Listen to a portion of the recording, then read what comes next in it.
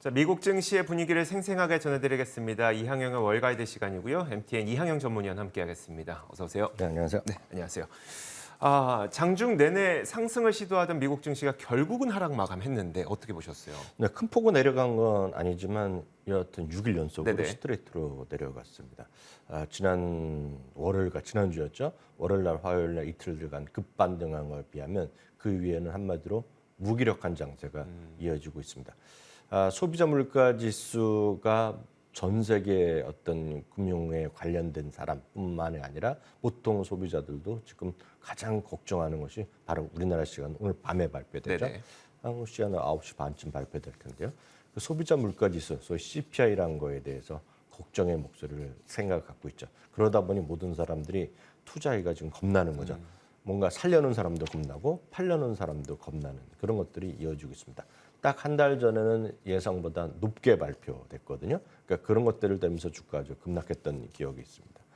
그런 것들이 시장에 대한 지금 발목을 잡고 있는 요인이 되겠고요. 그렇기 때문에 오늘도 큰 재미는 없었다라고 일단 이해하시면 되겠습니다. 임의 소비재나 필수 소비재 그리고 에너지 등 3개 섹터는 좀 반등했지만은요. 유틸리티를 비롯해서 8개 섹터는 모두 상대적으로 하락했다는 것을 이해하시면 되겠고요. 10년물 금리는 그나마 3일 만에 좀 하락하는 모습을 보여줬고 달러도 마찬가지입니다. 달러도 좀 내려가는 그런 모습을 보여줬습니다. 유가가 하락한 것도 그나마 좀 다행이었다라고 보셔야 되겠고요. 엊그저께만 하더라도 밀 가격이 6%나 올라가면서 연말에 대한 걱정이 많았었는데요. 그 이후 이틀째 약간씩은 내려가고 있습니다. 다만 저점 대비보다는 상당히 또 올라가 있는 것도 일단 여전히 유의할 부분이 되겠습니다. 자, 그렇다면 생산자 물가 지표가 발표됐거든요. 네네. 이 부분은 어떠셨어요? 통상 소비자 물가 지수가 하루 먼저 발표되는데 네네. 이번에는 또 생산자 물가 지수가 하루 먼저 발표됐습니다. 전망은 0.2% 전월 대비가 올라갈 거로 생각했는데 0.4% 생각보다 좀 더 높게 나왔고요.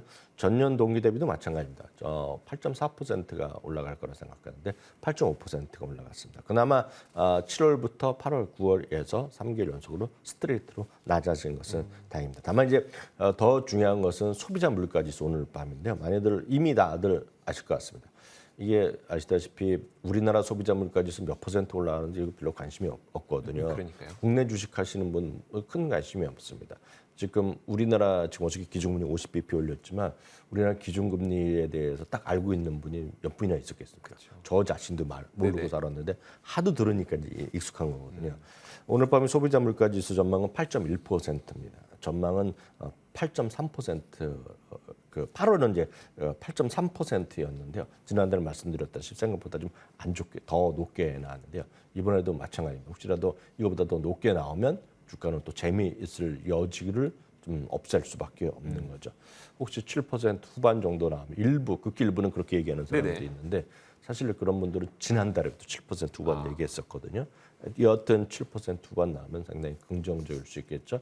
특히 이번에도 보셔야 될 것이 지난달에 문제를 일으켰던 분야 딱 두 분야입니다. 쉽게 해서 렌트비입니다. 쉽게 해서 그렇죠. 정확한 표현하면 쉘터라고 하는데요. 그 부분 그리고 지난번에 의료 서비스가 많이 끌고 네. 올라갔거든요. 이 부분이 이번에 어떻게 나올지도 여전히 관전 포인트다. 참고적으로 말씀드리면 일부 선행하는 그 렌트 비용 같은 건 좀 떨어진 거로 나오고 있는데 네. 일단 이 소비자 물가에서 발표될 때는 약간 후행성이 성격이 있기 때문에 이 부분이 여전히 관전 포인트다라고 이해하시면 되겠고요. 그런 소비자 물가 지수는 지난달도 올랐지만 이번에도 올라가고 아마 다음 달부터는 그런 소비자 물가 지수가 떨어질 가능성이 있다는 것 이해하시면 되겠습니다. 알겠습니다. 자, 그 연준 의사록은 사실 시장에 그렇게 큰 영향력은 없었던 것 같죠? 네, 맞습니다. 지난달에 있었던 그 FOMC의 얘기를 그대로 다시 한번 반복될 수밖에 없겠는데요. 인플레이션에 대한 우려와 강력한 대응을 재의지됐다라고 보셔야 되겠고요. 노동시장이 이제 이 부분이 중요한데요. 노동시장에 냉각이 돼야지 결국은 인플레이션은 낮출 수 있다는 것이 되겠고요. 그래서 많은 사람이 리세션 오면 어떡하냐 많이 우리나라에도 많이 얘기가 나오는데 이거는 그들의 FOMC 연준에 있는 멤버들이나 다 압니다. 지금 이렇게 인플레이션과 맞서 싸우는 것은 결국 리세션을 가자는 거거든요. 그 리세션은 불가피하다는 시점까지 와 있다라고 보셔야 되겠고요. 여하튼 극소수라고 표현하고 있는 소수만이 공격적 통화 정책을 자제해야 된다는 얘기하고 있습니다. 혹시 점도표 기억하시면 아시겠지만 지금 한두 명 정도가 뚝 떨어진 수치를 내린 게 있거든요. 네네. 그러니까 그게 극소수였다라고 보셔야 되겠습니다. 그러니까 19명 중에 1명 정도라고 저는 이해를 하고 있는데 이번에는 극소수가 그런 표현했다라고 얘기를 하고 있습니다.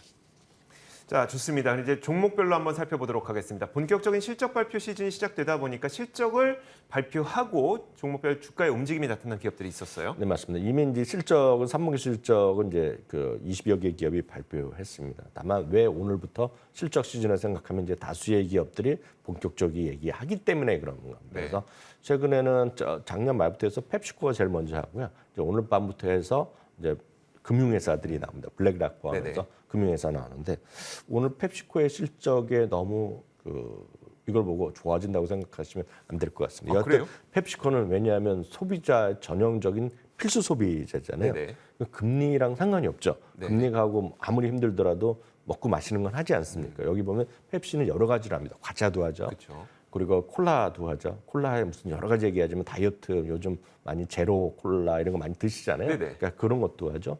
그리고 생수를 또 하고 있거든요. 다 우리나라랑 거의 비슷합니다, 구조가. 그리고 또 펩시 같은 경우에는 북미 지역에서는 스타벅스의 그 제품화된 거 파는 거 있죠. 네네. 그건 또 펩시에서 갖고 있습니다. 우리나라에서도 그러니까 매장 말고 마트에서 파는 그쵸. 스타벅스 이제 다른 바틀링 우리나라는 제가 이게 동서가는 거로 알고 네네. 있는데 그건 정확한 거 모르겠습니다. 그런 식으로 돼 있는데 펩시가 그런 거다 합니다. 그래서 다양한 거 하기 때문에 전형적인 필수 소비자입니다. 오늘 이제 부문별 실적 보여드렸는데요. 딱 보시면 전부 다 초록색이죠. 전부 다 비트했습니다. 그렇지만 이거는 필수 소비자였기 때문에 그렇다라고 보셔야 될 거예요. 네. 그러니까 아무리 시장이 어렵고 경기 어렵더라도 면도는 해야 되고 먹고 마시는 건 해야 되고 이런 느낌 있죠. 네네. 그러니까 그런 거라고 보셔야 되겠습니다. 그러니까 오늘 펩시도 올라갔고 코카콜라도 올라갔고 관련된 것 좀 올라갔고 그래서 오늘 필수 소비자가 올라갔다라고 보셔야 되겠습니다. 또 하나는 종목은 이제 모더나가 있었습니다. 모더나가 이제 소위 개인화된 암 백신이라는 건데 뭐 그건 의사 선생님이 아시는 분야가 될 것 같고요. 네네. 암 백신을 개발을 하는데 이거 머크랑 하는데 이 머크 제약사는 이미 지금 요번에 처음 한 것이 아니라 2016년에 mRNA 기반으로 한 백신 개발을 이미 그 당시에 이제 전략적 제휴를 맺었는데 mRNA라는 걸 그러니까 저도 이제 말하지만 2년 전에 아는 사람이 누가 있겠습니까? 없었죠. 보통 사람은 아무도 없었고 그쪽에 계신 분 정도 알았는데 이게 이 어찌됐건 코로나19에 이번에 히트를 친 거 아닙니까? 코로나19 시대에 그게 이제 정확하게 상품화 됐기 때문에 이번에도 그런 걸 관련해서 하겠다고 얘기하는 거죠. 그래서 머크가 2억 5천만 달러를 지원하고 같이 이제 협업을 해갖고 뭐 한다는 건데요. 그에 대한 기대감이 오늘 좀 올랐고요. UBS는 노르웨지안의 중립에서는 매수 올렸습니다. 그러면서 주가가 많이 올라갔고요. AIG는 보험사인데 역시 제퍼리스에서 투자 의견을 올렸고요.